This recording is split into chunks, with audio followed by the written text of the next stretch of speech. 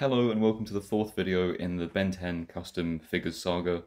Obviously this video is going to be Accelerate. I am going in order, so it's the first 10 in order of appearance. And I'm going to be doing it on the Mania body mold for Accelerate. This may be something you guys agree with, it may not be, but I used the Venom Space Knight for Diamond Head 2 weeks ago. And obviously that comes in a 2-pack, so I had Mania lying about and I just figured it'd be a waste of a figure not to actually use it as a custom. Especially since I have two, because I have two packs of this. So now the first issues I've got are obviously the spikes and the boobs. The boobs need to go.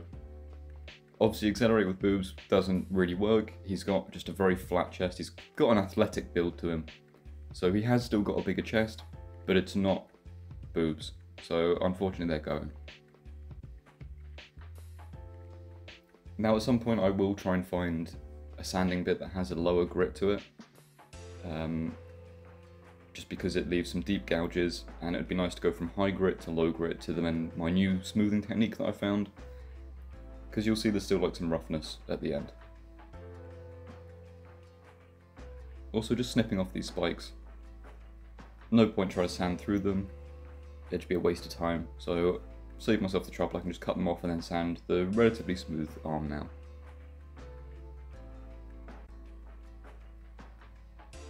Being careful not to go too far because I don't want to kind of scratch up the rest. So here that all is, and you can see what I mean by like the sandpaper texture left on it. So I wanted to try something new this week, and I thought I'd try acetone smoothing. I've done it before on like a very small scale. So I thought I would try it and just see how this goes.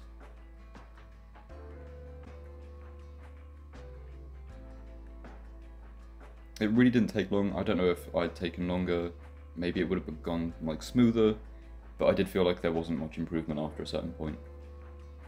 But you can see there, for the most part, it's gotten rid of that awful texture. It's kind of brought it back to the same finish as the rest of the leg, or the arm. This one will be the leg. And I'll do the same for the chest, and we'll take off the white paint as well with it.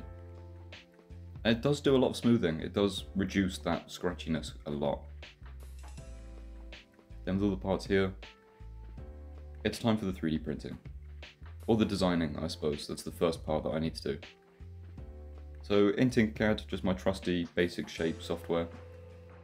You can see the tail is actually just all different segments, with 2 holes running through all of it for bendy wire. And it does obviously taper, so it did take a little bit longer than if I was just to duplicate a bending shape.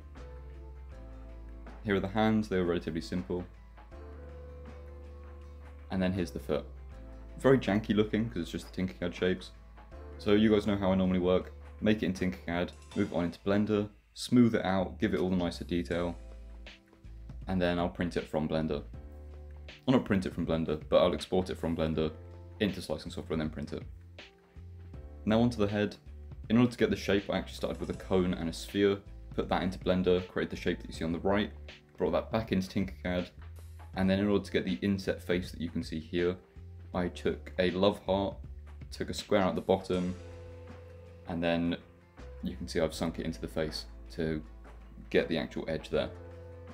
Then putting that back into Blender, you can see I've sculpted all the face details, created the dent in the bottom of the head to sit a socket, made the socket in Tinkercad, brought that back into Blender, Boolean unioned it to the head, and that was that head done. Which now meant making the one with the visor. Now the actual visor shape was made using semicircles and scribbles and actual circles, and just kind of blending them together until I got a shape that I was happy with, and then obviously the same technique as the other faceplate. I'm not going to show the Blender file because I messed up, gave it too much of a complicated mesh, and now Blender struggles to run it without crashing, so we're just going to move on to the 3D prints. Here you can see all the tail segments printed, both the heads, which came out very nicely. I'm very happy with these. Again, all printed on Elegoo Mars machines. And then the hands, the other hands, and then the feet. I had to take a little bit of sandpaper just to remove the divots that the support material left on the bottom there. And then 2 Omnitrix, which is, I always print a spare now, and any set that you buy from Etsy will include a spare. These sets are available now, by the way, from Etsy if you're interested. There's a link below. Now here are all the paints I used, spray paints. The grey primer was for the Omnitrix, and that's the only thing I used it on. But the white primer I used for anywhere that's got the blue, really. And for anywhere that's white, obviously. And then also I used my airbrush paints. Again, the unbranded ones which came with my airbrush, but I will have to get more because I've now run out of the white. And I'm running out of the yellow and blue as well.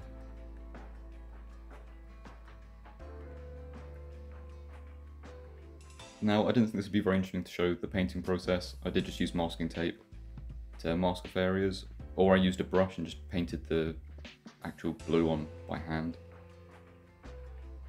Especially for this bit, I did not go and try and like airbrush that one after masking it. That was just kind of pulled into it and it just spread out across the actual holes, which was really nice.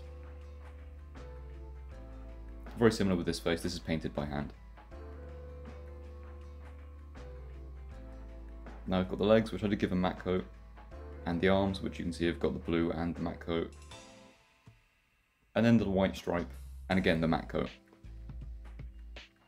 And you've got all the little tail segments, which I did go and number with a silver pen, just so I knew which order to put them in, and so that I would remember that every even number gets painted blue, because the beginning and the end, there's 11 segments, are black. And then you can see here's the aluminium wire, which just runs through. This is 1.5mm armature wire, and it's a very good kind of stability and size for just the tail. And now gluing the base of the tail onto the butt of Mania. You can see that literally just a blob of super glue. This kicked really quickly. Like the second I touched it, it was glued in place. It was mad. And then I did put some glue in the holes just to make sure the wire would stay connected to the body. Now adding the limbs back in, you can see we're starting to get there, but it's still got a feminine shape to it, which is quite interesting because it doesn't by the time I'm done. You can see it's beginning to lose the feminine shape here. I mean, obviously the hips are going to be a bit of a dead giveaway. I didn't really want to sand them down. And a lot of you spoke about Wildmutt having cake, so I figured I'd make Excella cake instead. You can see I did crack the foot there. I didn't heat it up enough and then I tried to force it onto the peg. So if you do buy these sets, make sure you heat anything up that's got resistance. It will just, it will work with heat, as any plastic tends to. And now that hole that I put in the bottom coming into play, because there was no way you were going to get this figure to stand up with just those 2 balls for feet. I did have to heat up the arms to get these hands in. Again, if you struggle with anything, heat it up. That's just go-to. And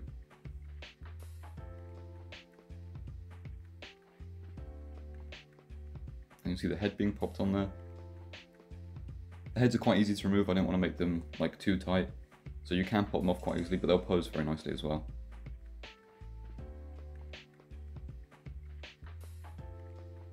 And with this, we're pretty much done.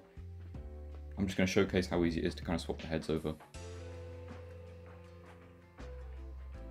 And I'm very happy with the way these head sculpts came out. I think they've actually got a very nice look to them. They're very accurate as to the show and the original toys. And yeah, I think this is probably the cleanest one I've made so far. This is the most official toy looking one I think I've made so far. Obviously it's not Ben 10 without the Omnitrix though, so bringing in the painted Omnitrix here and dropping it and losing it for a bit. But once I found it, it was time to put a little bit of blue tack on the end of a paintbrush, grab it just by the edge so that I can actually get a nice view of whether it's centered or not, and then very carefully place it on the center of the chest. I did not want to mess this up after how nice the rest of it came out, so I was very, very careful with putting this on. If this had gone wonky or been off center, I think it would have really, really bothered me.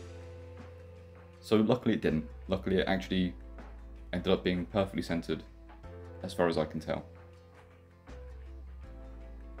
And I'm so happy with this. I think this guy's come out really nice. I think the female body with modification works really well for this. Maybe I could have brought the hips in. Maybe I could have reduced the butt. But again, there was A lot of comments about Wildmutt having cake. I think Accelerate takes the cake on this one. But yeah, let me know what you think of this. I think this has come out really nice. I personally think this is the best looking one. Not my favourite character, but definitely the most official looking figure of them all. And now there should be elbow spikes. I did forget about those up until this part of the video, at which point I decided it was too late to go and re-edit bits.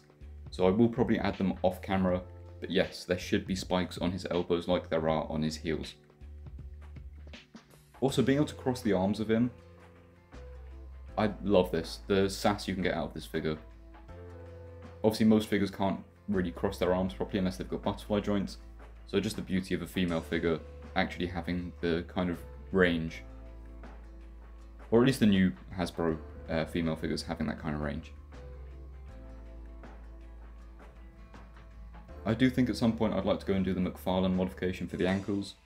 So if you guys haven't seen what I do with that, I basically take the wrist joints of the McFarlane, cut off the ankles of the Marvel Legends and kind of splice them together so you've got the swivel, the hinge, and the rotation. It adds for a lot more articulation. And then because I forgot last week, here is all four of them stood next to each other. A nice little family photo, I suppose. Just so you can see the height differences between them. I think they scale pretty well together, I think. But yeah, my only gripe is the fact that I cracked those ankles. Or that one ankle. And that there's not much range there. So, spikes and ankles I'd probably fix. But aside from that, this went pretty much exactly to plan. But let me know what you guys think, and I'll see you in the next video. Thank you so much for watching.